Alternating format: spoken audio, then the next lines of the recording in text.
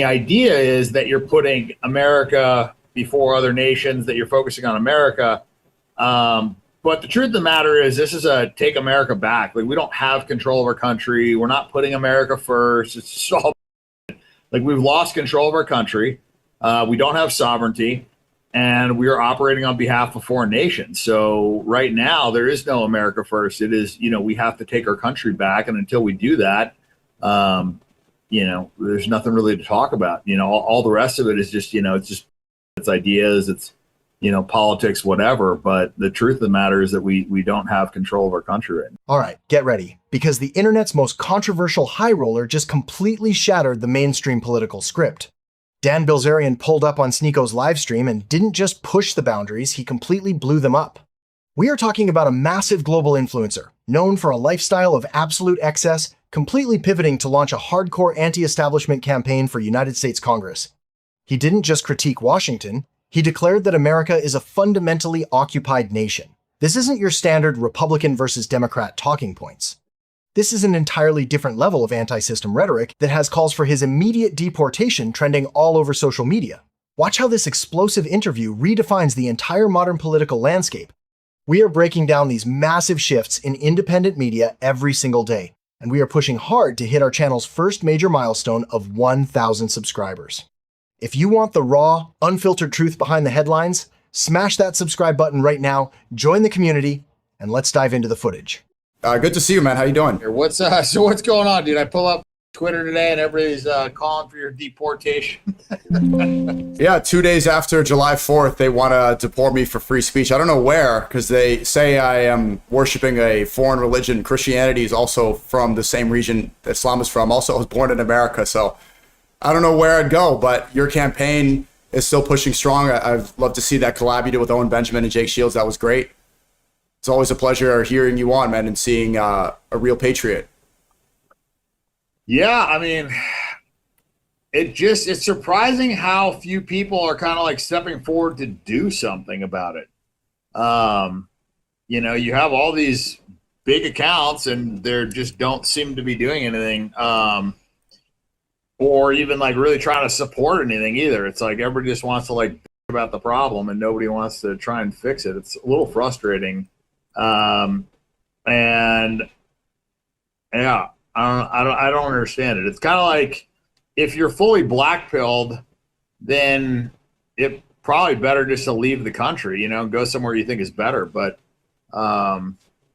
what's the alternative? Just about it and not do anything, Well, I mean, if we understand that America is used as a colony for Israel to do all their biddings, then it's very valuable to stay here because this is where the media lies start, and this is where all the regime change and endless wars are from this country. And I want to put my country first. I love this country and I care about it. And I think you do too. So it's valuable to be here and try to make a difference and, try to advocate for humanity. I saw you tweeted on July 4th that you weren't going to celebrate because we're an occupied nation. We're celebrating our independence when we're clearly occupied. Did you receive backlash for this?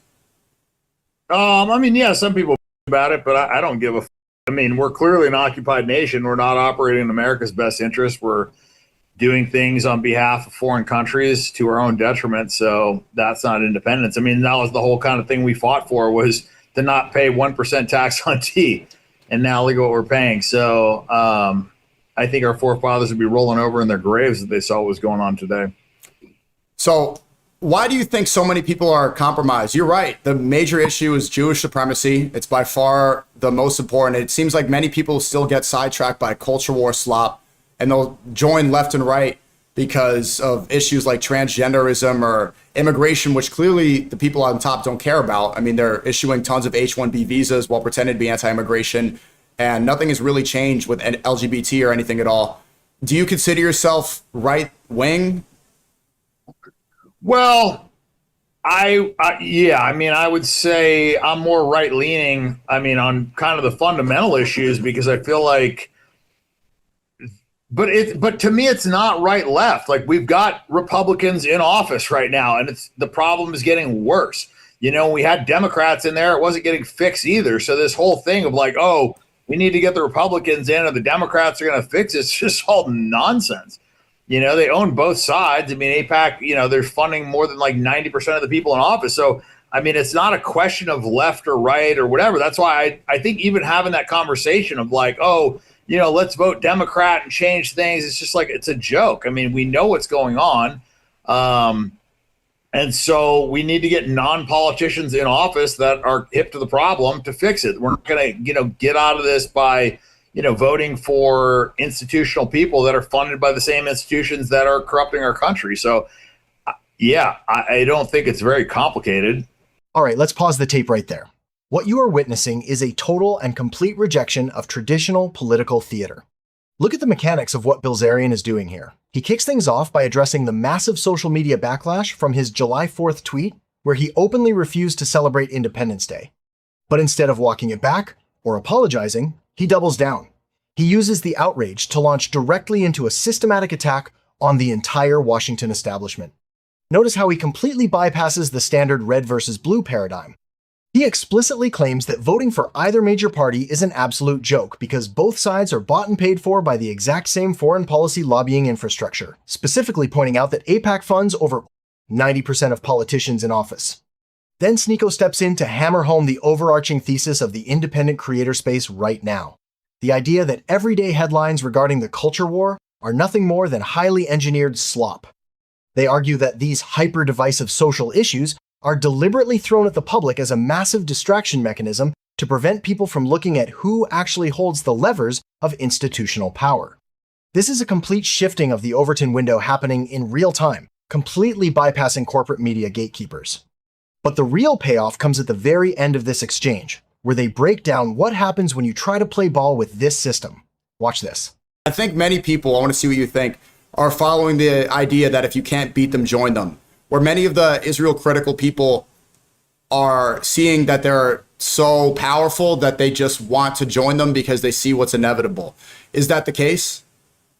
I mean, that's definitely the case with Nick. But the thing is, they don't accept people. They get used up and thrown away. So if you think that you're going to like join this group, they'll use you like a pawn. I mean, look at Kanye, he bent the knee and, kissed the rabbi and did all the bull.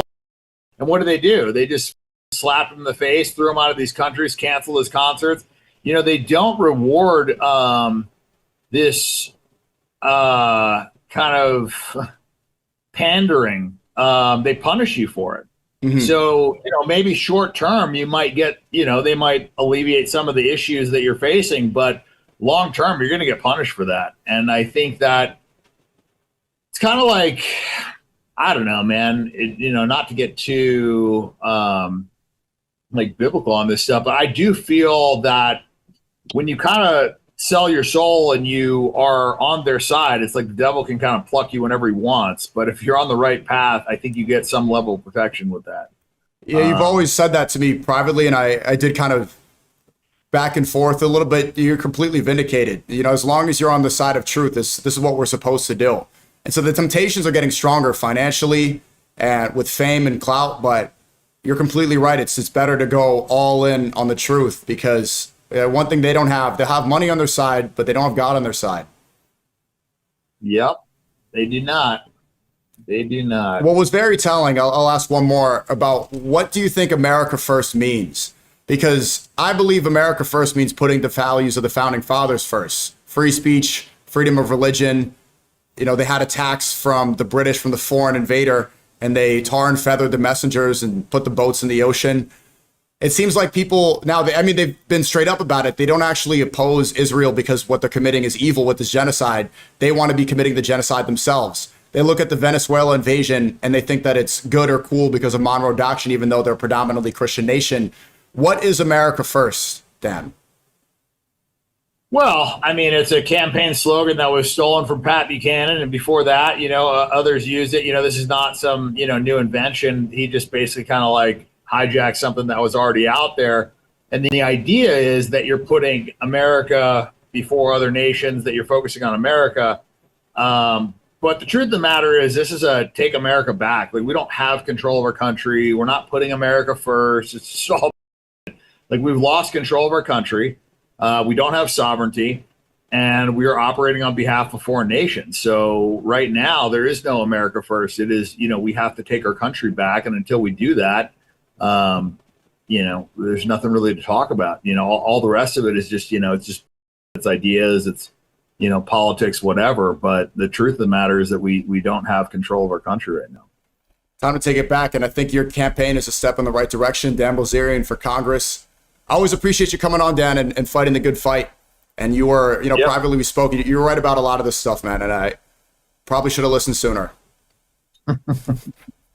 Well, yeah, the truth will resonate, man, when you decide to accept it. Absolutely. Yeah. It's good chatting with you, brother. Talk soon, man. Okay, let's break down this exchange. Bilzerian brings the entire argument full circle by using Kanye West as the ultimate cautionary tale of modern celebrity culture. He argues that trying to bend the knee or apologize to the establishment is a mathematical failure because the system simply uses independent figures up and throws them away the second they serve their purpose. To him, there is no compromising. It is a total zero-sum game. This logic builds directly into his complete rebranding of the dominant conservative slogan.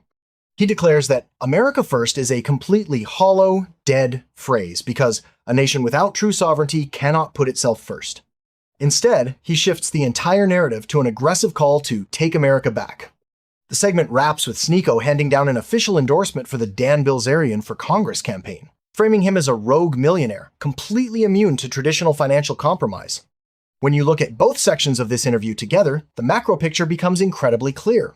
We are entering an era where anti-establishment influencers are no longer content just sitting behind microphones and clipping up podcast rants. They are attempting to leverage massive digital distribution networks to directly infiltrate the halls of federal power. Is Dan Bilzerian launching a legitimate populist movement that can actually disrupt Washington? Or is this just the ultimate form of high-stakes clout chasing? Drop your thoughts in the comments below. Make sure to hit that like button, subscribe to help us smash our 1K goal, and turn on notifications so you never miss a breakdown. This is Floor Leader Insider, and we'll see you on the next one.